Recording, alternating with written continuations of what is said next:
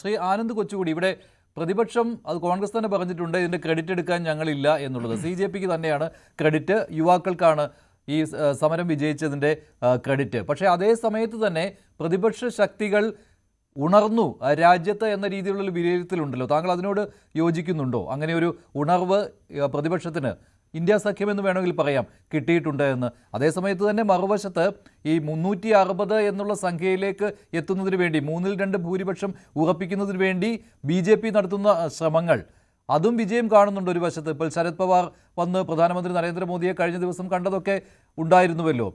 അപ്പോൾ ഇത് പൂർണ്ണമായിട്ടും ഒരു പ്രതിപക്ഷത്തിൻ്റെ ഉയർത്തെഴുന്നേൽപ്പ് എന്ന രീതിയിൽ കാണുന്നുണ്ടോ താങ്കൾ?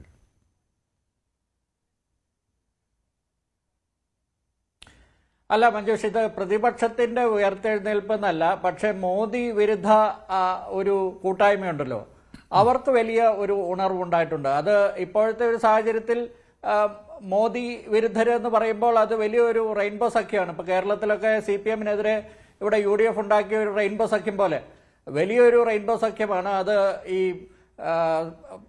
ഈ സമരത്തിനിരുന്ന ഇടത് കക്ഷികൾ, അതിപ്പോ ഐസ പോലെയുള്ള ചെറു കക്ഷികൾ മുതൽ കോൺഗ്രസ് വരെ നീണ്ടു കിടക്കുന്ന വലിയ ഒരു കൂട്ടായ്മ. അപ്പം അതിൽ ഇനിയിപ്പോൾ ഈ ജന്തർ മന്ദിറിൽ അഖിലേഷ് യാദവും രാഹുൽ ഗാന്ധിയും ഒക്കെ ഒന്നിച്ചു നിന്ന്, അല്ലെങ്കിൽ പ്രധാനമന്ത്രിയുടെ വസതിക്ക് മുൻപിൽ ഒന്നിച്ചു നിന്ന് അവർ മുദ്രാവാക്യം മുഴക്കിയതും അവരെ അവിടെ നിന്ന് അറസ്റ്റ് ചെയ്തുകൊണ്ട് പോകുന്ന ആ കാഴ്ചയുമൊക്കെ അത് ഉത്തർപ്രദേശിലെ ഇലക്ഷനിലൊക്കെ അതിലേക്കൊരു ചൂണ്ടുപലക, അല്ലെങ്കിൽ അവർ അതിൽ നിന്ന് ഉത്തേജം സ്വീകരിക്കുമ്പോൾ ഉള്ളതിന് സംശയമൊന്നുമില്ല. ഉത്തർപ്രദേശിൽ ഇതിനേക്കാൾ വലിയ വിഷയമുണ്ട്. അത് ചന്ദ ചോർ എന്ന് ഇവർ പറഞ്ഞുകൊണ്ടിരിക്കുന്ന കാണിക്ക മോഷണം, അത് ഇവിടുത്തെ കേരളത്തിലെ ശബരിമല വിഷയത്തെക്കാളൊക്കെ വലിയ വിഷയമാണ്. അപ്പോൾ അതിൽ BJP മാത്രമല്ല RSSും ഈ ഇവിടുത്തെ BJPക്കാരൊക്കെ പറയാറുണ്ട്, ഇപ്പോൾ BJPയിൽ കുറെ കള്ളന്മാരുണ്ട്, പക്ഷെ RSSകാരെല്ലാം ഭയങ്കര പുണ്യാളന്മാരാണ് എന്ന് പറയാറുണ്ട്.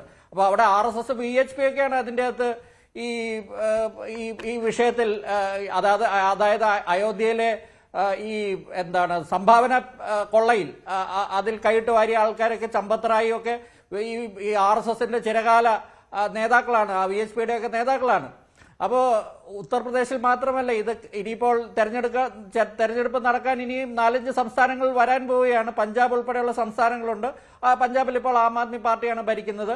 ഇപ്പോഴത്തെ ഒരു സാഹചര്യത്തിൽ ഈ പ്രതിപക്ഷ കക്ഷികൾക്കെല്ലാം ഒരു ഊർജ്ജം ഇതിൽ നിന്ന് കിട്ടും. അതിൽ ഈ ഇപ്പോഴത്തെ CJP എന്ന പാർട്ടി എന്ന് മാത്രം നമ്മളതിനെ കാണേണ്ടതില്ല. അതിൽ ഈ യുവാക്കളാണ് അതിൻ്റെ അകത്ത് ചേഞ്ച് ഏജന്റുമാരായിട്ട് പ്രവർത്തിച്ചത്. അല്ലാതെ രാഹുൽ ഗാന്ധിയോ, അല്ലെങ്കിൽ രാഹുൽ ഗാന്ധിയൊക്കെ ഇതിന് കുറച്ച് ആക്കം കൂട്ടി, അല്ലെങ്കിൽ ഒരു വിസിബിലിറ്റി കിട്ടി. രാഹുൽ ഗാന്ധിയൊക്കെ വന്നപ്പോൾ അതിന് കുറച്ചുകൂടി ഒരു മീഡിയയിൽ ഈ ദേശീയ മാധ്യമങ്ങൾ അത് കവർ ചെയ്തു എന്നുള്ള ഒരു ഒറ്റ കാര്യമാണ് ഉണ്ടായത്. 20-ാം തീയതി വരെ, അതായത് ഈ സമരം തുടങ്ങിയത് ജൂൺ 20-നാണ്.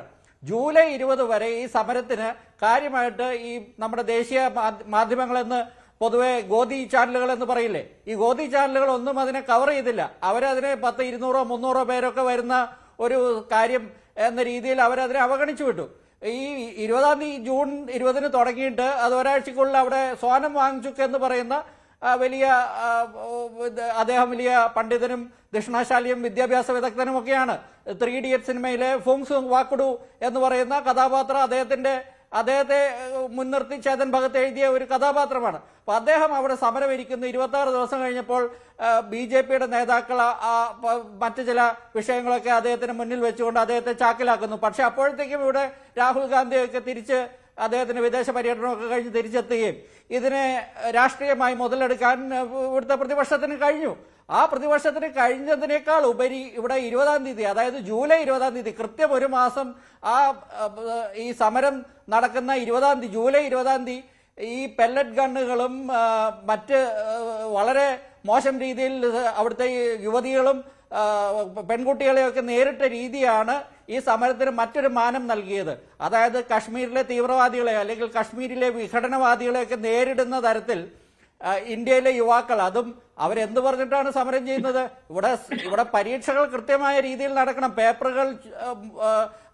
ക്വസ്റ്റ്യൻ പേപ്പറുകൾ മോഷണം പോകാൻ പാടില്ല, അല്ലെങ്കിൽ ലീക്കാകാൻ പാടില്ല, അല്ലെങ്കിൽ ഈ എക്സാമുകൾ ക്യാൻസൽ ആകാൻ പാടില്ല എന്ന് പറയുന്ന 2024 ധർമ്മേന്ദ്ര പ്രധാന്റെ കാലയളവിൽ ഇതേ കാര്യം ഉണ്ടായിട്ടുണ്ട്. അന്ന് അദ്ദേഹം ഒരു ഉളുപ്പുമില്ലാതെ രാജിവെക്കാതെ തുടരുകയും ഇവിടെ മോദിയും അമിത്ഷായും എല്ലാം അവരുടെ ആ ഒരു ശക്തി ഇവിടെ ഏകപക്ഷീയമായിട്ടുള്ള ഭരണമാണല്ലോ നടക്കുന്നത് നമ്മുടെ നാട്ടിൽ. അപ്പോൾ ആ ഒരു ഏകപക്ഷീയമായിട്ടുള്ള ആ ഒരു ഗോദി മീഡിയയൊക്കെ കയ്യിലെടുത്തുകൊണ്ട് അതിനെ വളരെ എളുപ്പത്തിൽ അതിനെ ഈ ഈച്ചയെ അടിച്ചു കൊല്ലുന്നത് പോലെ അന്ന് സമരക്കാരെയൊക്കെ നേരിട്ടു. ഇത്തവണ പക്ഷേ അത് ഉണ്ടായില്ല എന്നുള്ളിടത്താണ് ഈ സമരത്തിന്റെ മൊത്തത്തിൽ മുഖച്ഛായ മാറിയത്. ജൂലൈ 20-ന് അവിടെ നമ്മുടെ നാഷണൽ ക്യാപിറ്റലില് ജന്തർ മന്ദറിലും പരിസരത്തും, പ്രത്യേകിച്ച് ഈ പാലിക ബസാർ എന്ന് പറയുന്ന സ്ഥലം, അതായത് രാജീവ് ചൗക്ക് മെട്രോ സ്റ്റേഷന് അടിയിൽ അണ്ടർഗ്രൗണ്ടിലാണ് ഈ പാലിക ബസാർ എന്ന് പറയുന്നത്. ആ പാലിക ബസാറിൽ 7 RAF-ന്റെ റാപ്പിഡ് ആക്ഷൻ ഫോഴ്സിന്റെ ജവാന്മാർക്ക് ആ പരിസരത്ത് CRPF-ന്റെ റിപ്പോർട്ട് പ്രകാരം 7 ജവാന്മാരുടെ കയ്യിൽ പെല്ലറ്റ് ഗണ്ണുകൾ ഉണ്ടായിരുന്നു. അതിൽ ചിലർ പല റൗണ്ടുകൾ വെടിയുതിർക്കുകയും 2 പേർ വളരെ മാരകമായി പരിക്കേൽക്കുകയും ഈ യുവാക്കൾ ഇപ്പോൾ അതിനെതിരെ പരാതി കൊടുക്കുകയും കേസ് കൊടുക്കുകയും ചെയ്തിട്ടുണ്ട്. അതിനുശേഷമാണ് ഈ വിഷയം ഇത്രയും വലിയ തോതിൽ കത്തിയത്. പ്രതിപക്ഷം എന്തായാലും അവർക്ക് ചെയ്യാൻ പറ്റുന്ന കാര്യങ്ങളെല്ലാം ചെയ്യും. കാരണം അതാണല്ലോ അവർ ചെയ്യേണ്ടത്. അവർ ഈ മോദിയും അമിത്ഷായും അവർക്കുള്ള ഏകപക്ഷീയമായിട്ടുള്ള ഭരണം എന്നേക്കുമായിട്ട് അങ്ങ് തുടരട്ടെ എന്നല്ല അവർ വിചാരിക്കുന്നത്. അവരിത് രാഷ്ട്രീയമായി മുതലെടുക്കുമെന്ന കാര്യത്തിൽ സംശയമില്ല. കഴിഞ്ഞ 12 വർഷമായിട്ട് ഇങ്ങനെ ഒരു സുവർണ അവസരം കിട്ടിയിട്ടുമില്ല. ഏറിയും കുറഞ്ഞുമൊക്കെ ചില അവസരങ്ങൾ കിട്ടിയെങ്കിലും അത് മുതലെടുക്കാൻ കഴിഞ്ഞിട്ടുമില്ല. ഡോക്ടർ ജി ഗോപകുമാർ, പക്ഷേ ഇവിടെ ഇനി അടുത്ത പ്രക്ഷോഭം വരുന്നതും യുവാക്കളിൽ നിന്നോ അല്ലെങ്കിൽ ഈ ഓൺലൈൻ വഴിയുള്ള കൂട്ടായ്മകളിലൂടെയായിരിക്കും. ഇപ്പോൾ EJP എന്ന് പറഞ്ഞ് വന്നു കഴിഞ്ഞിട്ടുണ്ടല്ലോ. അപ്പോൾ അവിടെയും പ്രതിപക്ഷത്തിന് നോക്കി നിൽക്കാനല്ലേ കഴിയുകയുള്ളൂ, അല്ലെങ്കിൽ ഈ സമരത്തോട് ഐക്യദാർഢ്യം പ്രകടിപ്പിച്ചുകൊണ്ട് വരിക, ഈ ഒരു 2 കാര്യങ്ങളെ ചെയ്യാൻ പറ്റുകയുള്ളൂ. അപ്പോൾ അവിടെ പ്രതിപക്ഷത്തിൻ്റെ ഉയർത്തെഴുന്നേൽപ്പാണോ അതോ ദൗർബല്യമായിരിക്കുമോ നിഴലിക്കുക? കാരണം പ്രതിപക്ഷ നിരയേക്കാൾ ജനങ്ങൾക്ക് വിശ്വാസം ഇങ്ങനെയുള്ള കൂട്ടായ്മകളിലാവുമ്പോൾ. നിശ്ചയമായിട്ടും മഞ്ജുഷ പറഞ്ഞ അവസാനത്തെ നിരീക്ഷണത്തിന് വലിയ പ്രസക്തിയുണ്ട്. നമ്മുടേതൊരു പാർലമെന്ററി ജനാധിപത്യമായതിനാൽ സാമ്പ്രദായിക രാഷ്ട്രീയ പാർട്ടികളാണ് ഇത്തരം കാര്യങ്ങളിൽ മുൻകൈ എടുക്കുകയും ഒരു പ്രതിപക്ഷത്തിന്റെ ഉത്തരവാദിത്വത്തിൽ പെരുമാറുകയും ചെയ്യേണ്ടത്. ഇവിടെ അത് ഉണ്ടായില്ല, അല്ലെങ്കിൽ വളരെ വൈകിയാണ് വന്നത് എന്ന് നിരീക്ഷിക്കാൻ നമ്മൾ നിർബന്ധിതമാകും. ഈ സമരത്തിന്റെ ഗുണം പ്രതിപക്ഷത്തിന് ലഭിച്ചു എന്ന് ഞാൻ കരുതുന്നില്ല.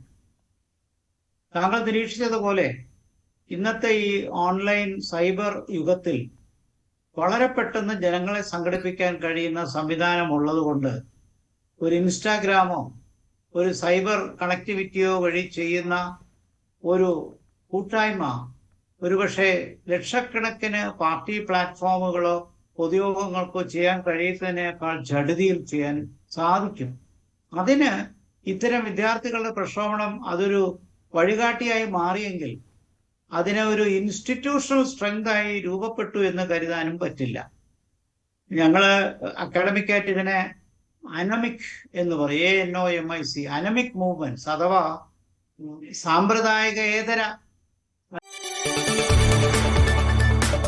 കൂടുതൽ വാർത്തകൾക്ക് News 18 Keralam YouTube channel subscribe ചെയ്യുക.